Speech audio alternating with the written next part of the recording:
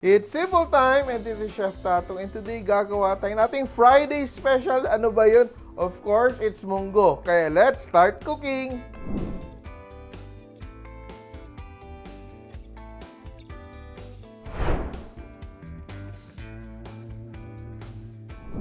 This recipe is part of the Simple Cookbook series where we try to make cooking as simple as ABC. And today gagawa tayo ng ating Friday special, ang munggo.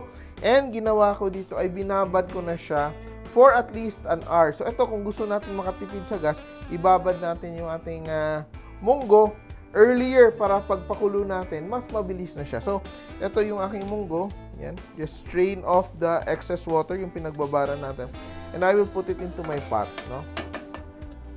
And I will add water. So I'm using here 1.5 cups of munggo. So ito 1.5 cup siya nung tuyo siya, nababad siya, dumami siya. So pwede mo siya ibabad ng 1 hour or up to overnight. Kaya pag binabad mo yung munggo mo in hot water, mas mabilis siya mag-absorb, no? So mas mabilis siya lalambot. And I will just add water. Walang asin, walang anything else. Yan. And also, to save us time, yung gagawin ko, meron akong piece of meat dito. May kasim ako dito. You can use pork belly.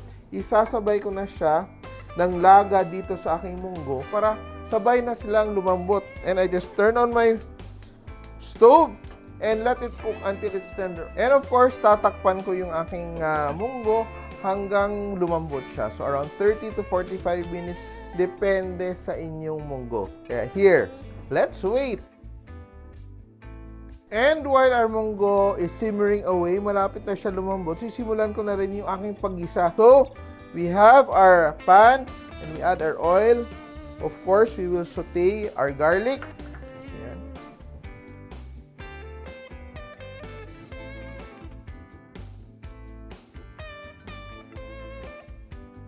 Yan. So, ito, saute our onions. Pag gumagawa kami nitong munggo gisado is to saute our onions and garlic and of course our tomatoes. So gagamit tayo ng 4 tomatoes. I love my munggo with lots of tomatoes. So once my onions are translucent, I will add my tomatoes kasama ang seeds. Yan. So we're sauteing our tomatoes. Yung gusto ko sa tomatoes talagang durug-durug na siya, no? And in the meantime, while my tomatoes are sauteing, I will just season with salt para lumabas talaga yung flavors ng ating ginisa. Yan, of course. And meron ako dito, dagdag na pangpalasa, of course. Sometimes we use tinapa, pero pag medyo nagkaroon, we use shrimp, no? So yung shrimp, eto, binalatan yung ating shrimp. And eto dito, yung shell niya, tsaka yung head niya. What we do, we mash it, no? Dudurugin natin siya with a little water para ma-extract yung tinatawag naming shrimp juice, no? Yung katas ng hipon, just to add more shrimp flavor, no? And I will strain it. Yan. Kamatis, medyo nadudurog na rin. It's almost there. And itong pork natin, malambot na. And our munggo is also done. Look at that. Yan. Kukunin ko tong aking pork. Yan. And igisa ko to aking shrimp. Very nice. Look at our munggo. Malambot na siya. Gagawin ko dito sa pork ay I'm going to slice it into pieces. And of course, malambot na siya. Pwede ding pork pata yung gawin mo. Sabay mo na magpalambot na inyong pork pata with our munggo bean. So, tipid sa oras. Yan. Of course, lalagay ko na aking pork kasi luto yung pork ko. Wala nang papatagalin. Yan. Saute.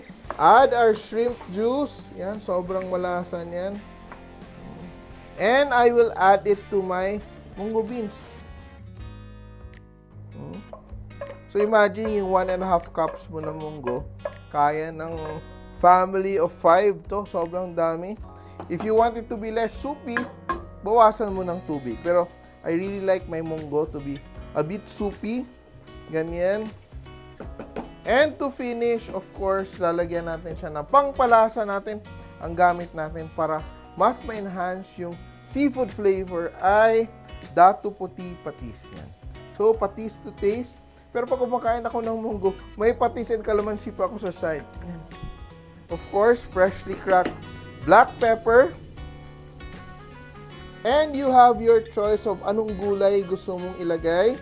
You can have malunggay, you can have alugbati, but my favorite is dahon ng ampalaya. Yan, dahon ng ampalaya. Yan ang gusto ko. Sometimes I even add yung bunga ng ampalaya, just a little bit of bunga ng ampalaya into my munggo. Yan. And we're ready to serve. Yan.